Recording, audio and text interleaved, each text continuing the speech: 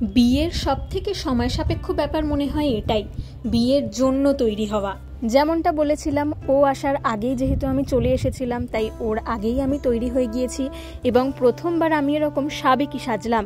আমার তো দারুণ লেগেছে এই সাজটা, এখনো অবধি সব থেকে বেস্ট। আমার এই লুকটা আপনাদের কেমন লাগলো জানাবেন। And welcome to madly Rockerz blog channel.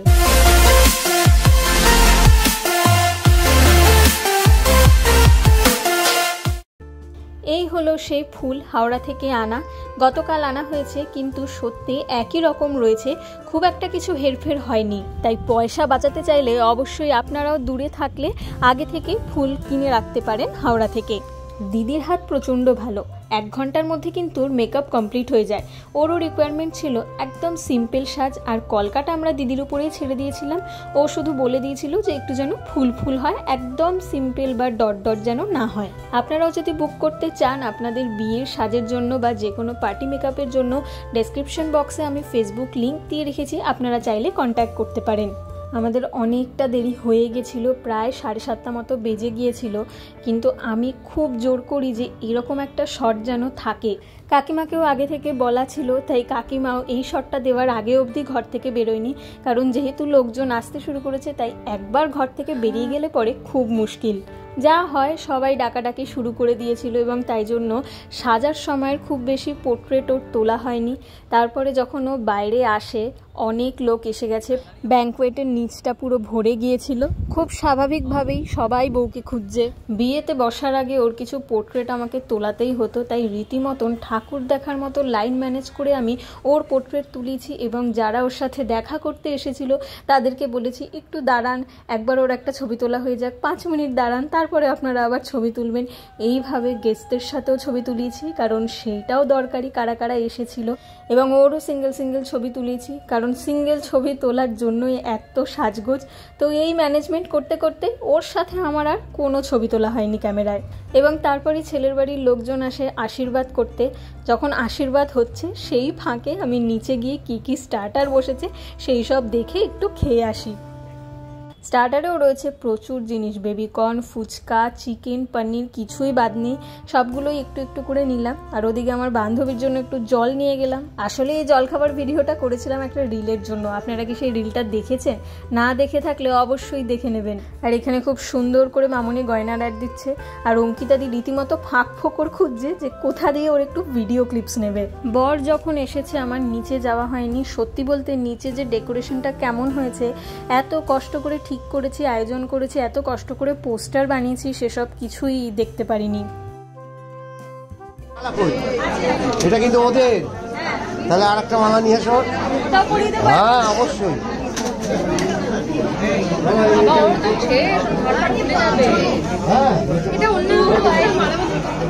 ছেলে এখানে প্যাক হয়ে দাঁড়িয়ে পড়েছে, ব্যাস এইবার আর বিয়ে শুরু হলে কিছুক্ষণ মাত্র।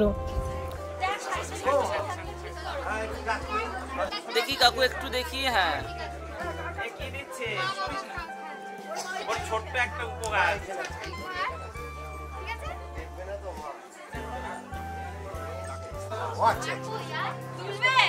হ্যাঁ গাছ কৌটো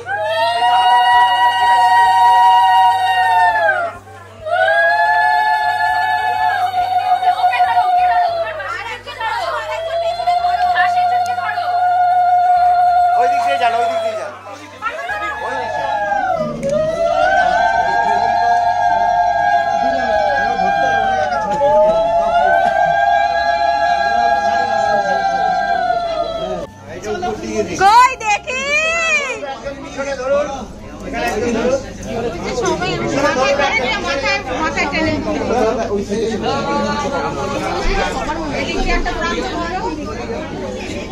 ধরো, একটা উঁচু করে ধরো। হ্যাঁ বাহ,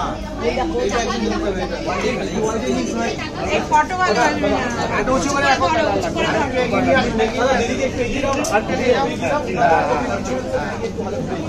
রাকেশ, এটা ধরে রাকেশ, চোখটা ধরেছি। আমিও নিতে পারবো না, দিদির ফেস পাচ্ছি, দিদির ফেস পাচ্ছি। দুজনের ফেস পাচ্ছি বাবা।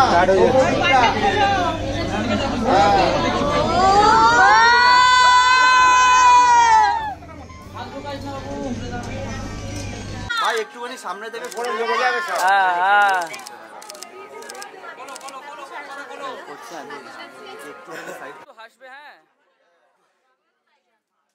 বিয়ের সময় ছবি ফটো তুলতে গিয়ে ক্যামেরাম্যানদের লোক সরাতে সরাতেই অবস্থা খারাপ হয়ে যায় এবং জায়গাটা লোক তুলনায় একটু ছোট হয়ে গেছে। প্রথমে ঠিক করা হয় যে যেখানে বিয়ের আসর বসেছে অর্থাৎ নিচে সেইখানেই মালাবদল হবে, কিন্তু জায়গাটা কম থাকায় ক্যামেরাম্যানরাই বলে যে বিয়ের নিচে হলেও মালাবদলটা যেন উপরে হয়, একটু জায়গা বেশি পাওয়া যাবে। ঢুকো না, একটু ঝরে যাও। টুপিটা দরকার খুলে নেন না, খুলে নেন, অসুবিধা হবে যদি দিতে। এইবার ওকে দাও, তুমি দাও।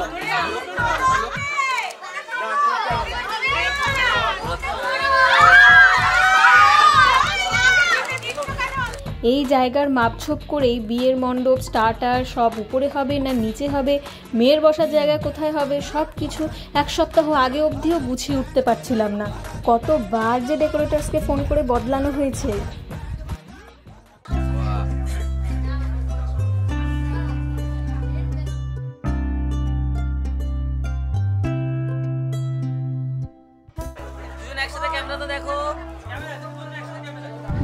আমার বন্ধুর বিয়েতে বসার আগে অবধি যত টেনশন ছিল, বিয়েতে বসতেই দেখলাম সব উধাও, ফুরফুরে মেজাজ।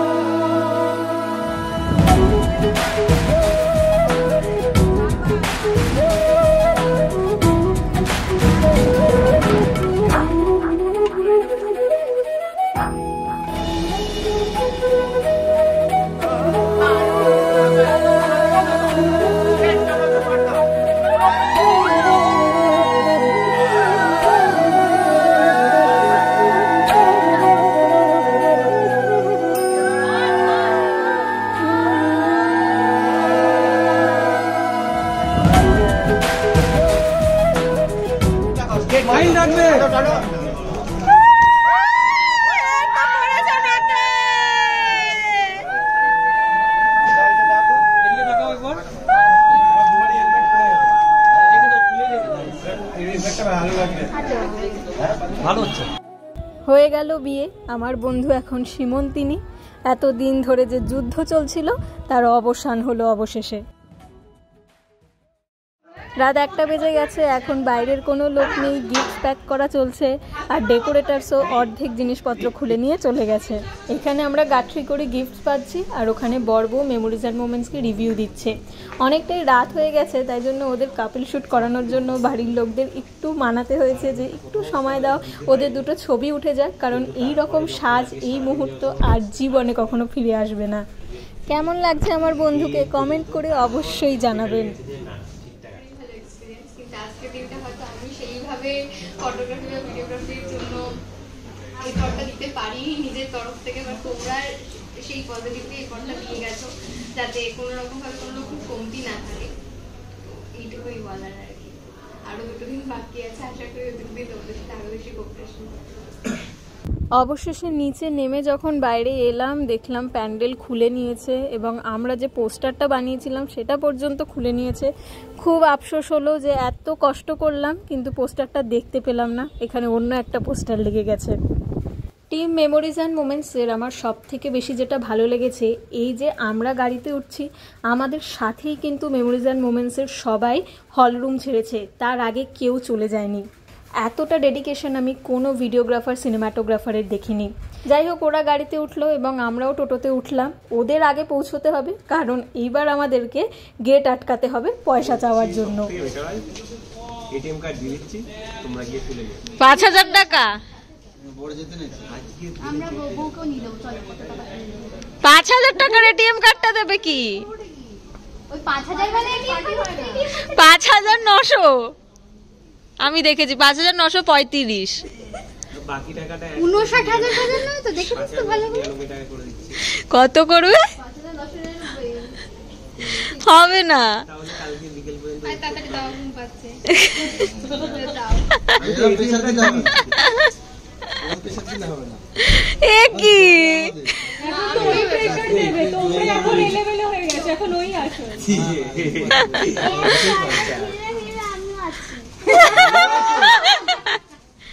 এই সুকন্যা তুই কার দলে রে? অবশ্যই আমি বলে দিয়েছিলাম কিন্তু সব মেসেজ করে ক্লিয়ার করে দিয়েছিলাম আমি মেসেজ করে মেহেন্দি দিনই ক্লিয়ার করে দিয়েছি আজ থেকে আমি তোমার শালি লাস্ট কদিন সরি চলবে না দিতেই হবে জলদি বলো হ্যাঁ ঠিক আছে। আরে দিয়ে দেবে বললে হবে না এখনই দিতে হবে। না ক্যাশ চাই করো কিভাবে করবে তুমি জানি না আমাকে আগে ছেড়ে দাও আমি দিয়ে দিচ্ছি। আমি যেটা বলছি সব ওই থেকে তুমি ওটাই করো। নাচতে হবে ওকে ওকে এই ডেবিট কার্ড দিয়ে দিচ্ছি। ছেড়ে দাও এই তোমরা তো সবাই এটিএম এ টাকা দেবে। দাও 500 টাকা ডিপেন্ড করেছে ওটা ছেড়ে দাও ওটা ছেড়ে দিতে হবে বাকি আমাদের দেবে ওই 500 টাকা দাও আমরা সবাই মিটে যাবে দিয়ে দাও না না কার 500 টাকা ওর 500 টাকা কার্ড বের করছে ভাই খালি হবে না কার্ড বের দিও না গো, করলে তাই বলে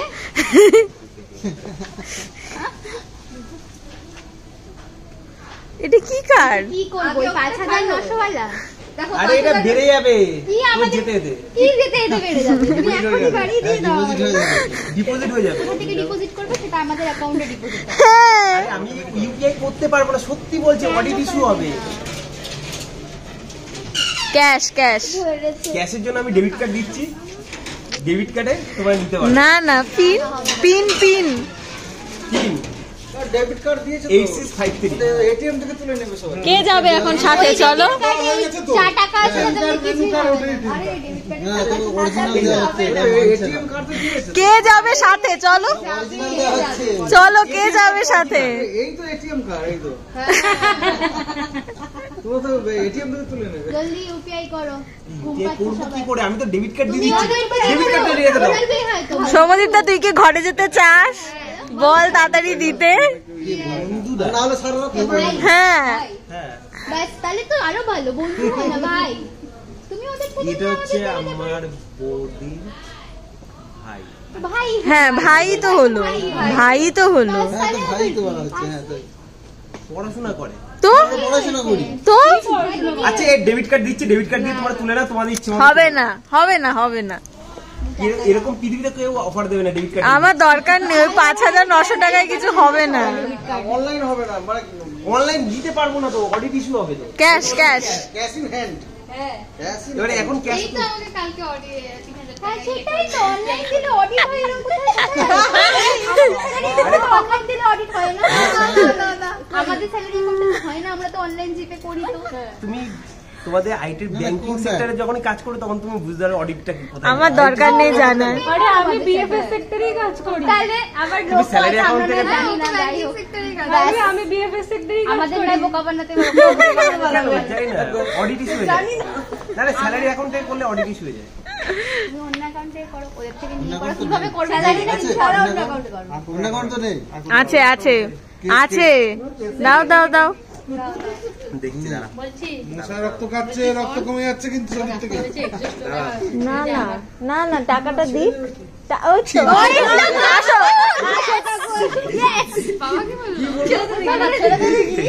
হ্যাঁ ঠিক বলেছি দেখো আমরাও মশার কামড় খাচ্ছি তুমিও কামড় খাচ্ছো ব্যাস তুমি কাকুর সাথে আছে আর কি রাত 2:30টার সময় আমরা রাস্তায় দাঁড়িয়ে মশার কামড় খেয়ে এইসব করেছি। শেষ অবধি আমরা রাতের বেলায় টাকা আদায় করতে পারিনি, পরের দিন সকালবেলায় দিয়ে দিয়েছে জামাইবাবু আমাদের 5000 টাকা। তবে আমরা যুদ্ধটা বেশ অনেকক্ষণ চালিয়েছি, কিন্তু দুর্ভাগ্যবশত আমরা সবাই খুব ক্লান্ত ছিলাম, তাই অবশেষে আমরা হাল ছেড়ে দিই। এরপর ঘরে ঢুকে আমাদের প্রথম দাবি ছিল সেই পুচকি মেয়েটাকে আবার ওই গানটায় নাচতে হবে।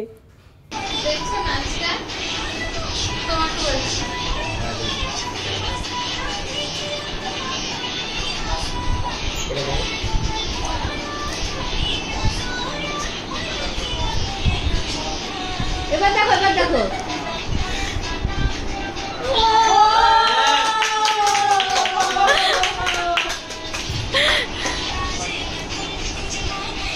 আমাদেরকেও পারফরমেন্স দেখাতে হবে। হ্যাঁ, এইভাবে দেখাতে হবে। এই এই দরজা খুলতে হবে। দাঁড়া দাঁড়া দাঁড়া মদ না খেয়ে বিয়ে করেও মাতাল হওয়া যায়। আমার বন্ধু তাই এই রাতের বেলায় ইন্টারভিউ সেশন শুরু করেছে। বিয়ে কেমন কাটলো? তোর বিয়ে আমি কেমন কাটালাম সেটা আমি বলবো। হ্যাঁ এক্সপিরিয়েন্সটা বল। ওই একটা বিয়ে দেওয়ার মতো ছবি উঠেছে, আমি এতেই খুশি, এর থেকে কিছু বেশি expectation তুই বল। খুবই বাজে। তোর তো চুলই খারাপ হয়ে গেল। তুই বল। এই মোপনা বল তোর কেমন কাটলো? তো মজাই হয়েছে। খুব মজা হয়েছে তোর। তোর সব ঠিক ছিল, শাড়ি চুল কোনো প্রবলেম? তুই বল তোর কি ক্ষতি হয়েছিল, কি প্রবলেম হয়েছিল? তুই তো এমনিও কিছু প্রবলেম হয় না, কোনো ছেলে পছন্দ হয়েছে অ্যাটলিস্ট সেটা তো বল। ওর নেশা হয়ে গেছে। একটাও ভালো ছেলে ছিল না ভাই। তোর তুই তো অ্যাটলিস্ট ছেলে দেখেছিস না ভাই, এই কাউকে দেখিসনি? এই প্রথম আমি বিয়ে বাড়িতে এসে ছেলে দেখি। এইটা বাজে কথা। এইটা খুব আমার বাবার সামনে বলছে। বাবা অনেকজন অনেকটা চলে গেল সিঁড়ি দিয়ে। ছেলে দেখি। ও আচ্ছা। পয়েন্ট টু বি নোটেড, বিয়ে বাড়িতে এসে আমি ছেলে দেখি। ভিডিও কলে তাই আস্তে আস্তে তুই বল। কি বলবো আমি তো এত আপ্লুত তো তুই তো ও তো আমার টাকা চাওয়ার জন্য থেকে গেছে আজকে। তাও টাকা আছে। কালকে পৌনে 4টে অবধি অফিস করে আজকে আবার সেখানে বাসর যাচ্ছি আর বড় ঘুমাচ্ছে। বড়বাসায় উঠুন দাঁড়া। মজা তো পাইছি আমি কাল থেকে। আপনার কেমন লাগলো বিয়ে করে সেটা বলুন। আমার টাইম মতন সবকিছু হয়নি, তাই খুব খারাপ এক্সপিরিয়েন্স বিয়ের। রেকমেন্ডেশন করিস না একদম না। এই তো এই সব লাইন দিয়ে বসে আছে, সব রেকমেন্ডেশন করে দিচ্ছি। ভোর হতেই সব বন্ধুরা চলে গেছে, আমি থেকে গেছি, কারণ ওকে তৈরি করে ওর ব্যাগটা গুছিয়ে ব্যাগের চেন টেনে তারপর আমি যাব বাড়ি। বন্ধু চলে যাবে বাড়ি থেকে, ওসব দেখার ক্ষমতা আমার নেই, তাই আমি বলেই দিয়েছি যে তুই তৈরি হয়ে গেলেই আমি এখান থেকে কেটে পড়বো। ওর যেহেতু সকালে ছিল বিদায়ের সময়, তাই খুব একটা বেশি সাজ ঘাটেনি, চুলও ঠিকঠাকই ছিল। চলে এসেছি ওর বাড়ি থেকে। সারা রাত ঘুম হয়নি, খুব টায়ার্ড লাগছে। 4টে অবধি আমরা জেগেই ছিলাম বাসর রাতের জন্য। তারপরে যা হয় সবাই একসাথে থাকলে, এক জায়গায় থাকলে খুব একটা ভালো ঘুম হয়নি। সকালবেলা উঠেই দেখালাম ওর জিনিসপত্র সব গুছিয়ে দিয়েছি, আর ও বেরোনোর আগেই আমি বেরিয়ে এসেছি, কারণ কান্নাকাটি করতে চাইনি। বন্ধু চলে যাচ্ছে, ওর বাড়ির লোক সেটা বুঝেনি। আমার সাথে তো এমনি মানে দূরত্বতেই সম্পর্ক, মানে ও ব্যাঙ্গালোরেই থাকতো, তো আবার চলেও যাবে আসবে, তো সেইভাবেই আমি অভ্যস্ত। তাই আর শুধু শুধু একটা দিন কেঁদে কি করব, তাই ও যাওয়ার আগেই আমি চলে এসেছি। বিকালে আর একবার ওর বাড়ি যেতে হবে তত্ত্বগুলো দেখতে, কারণ পুরোপুরি তত্ত্বটা তো এখনো সাজানো হয়নি। ফুলসজ্জার ফুলের সাজ, এছাড়া ফল মিষ্টি এগুলো সব বাকি রয়েছে, সেগুলো একটু বুঝে আসতে হবে। কাল সকালেও হয়তো আর একবার যেতে হবে। খুবই টায়ার্ড লাগছে। ভেবেছিলাম কাল সকালে বৌভাতের ভাত কাপড়ের অনুষ্ঠান থেকে যাব ওর বাড়ি, কিন্তু এখানে তত্ত্বগুলোও টেক কেয়ার করতে হবে, তাই জন্য আমার মনে হয় যাওয়া হবে না। তো একেবারে আবার দেখা হবে রিসেপশনে। গত 24শে ফেব্রুয়ারি আমি জানতে পেরেছিলাম, মানে এরকম ফেব্রুয়ারি ঠিক ডেটটা এটা নয়, বাট ফেব্রুয়ারি নাগাদই জানতে পেরেছিলাম নেক্সট ইয়ার মানে 2025-এ ওর বিয়ে। তো তখন থেকেই চলছে কি পরা হবে, কি গয়না পরা হবে, মুকুট কিসের হবে, ব্লাউজ কেমন হবে, মানে সব কিছু। তো কালকে এই পরিপূর্ণ লুকটা দেখে আমার এত ভালো লেগেছে ওর, যে 1 বছর ধরে যা যা ভাবছিলাম সব কিছু আলটিমেটলি চোখের সামনে দেখতে পাচ্ছি। তো দারুণ সাজিয়েছে অঙ্কিতাদি, যে সাজিয়েছে, মানে কিছু বলার নেই। এবং মেমোরিজ অ্যান্ড মোমেন্টস তো ভালো ছবি তোলেই, তো অসাধারণ ছবি নিয়েও কিছু বলার নেই, অসাধারণ ছবি আসবে এবং এসেছেও। তো এখনও তো সেগুলো হাতে পাইনি, পাবো কয়েকদিন পর, অবশ্যই শেয়ার করব সেই ছবিগুলো। এইটুকুই। এক্সাইটেড ও রিসেপশনের লুকটা দেখার জন্য, থাকবো না, একদম গিয়েই দেখতে পাবো। শুরু থেকে হয়তো দেখতে পাবো না যে কিভাবে কি সাজালো, একদম গিয়েই ফুল লুকটা দেখবো। তো দেখা হবে আবার রিসেপশনে। আজকের মতন এইটুকুই, টাটা।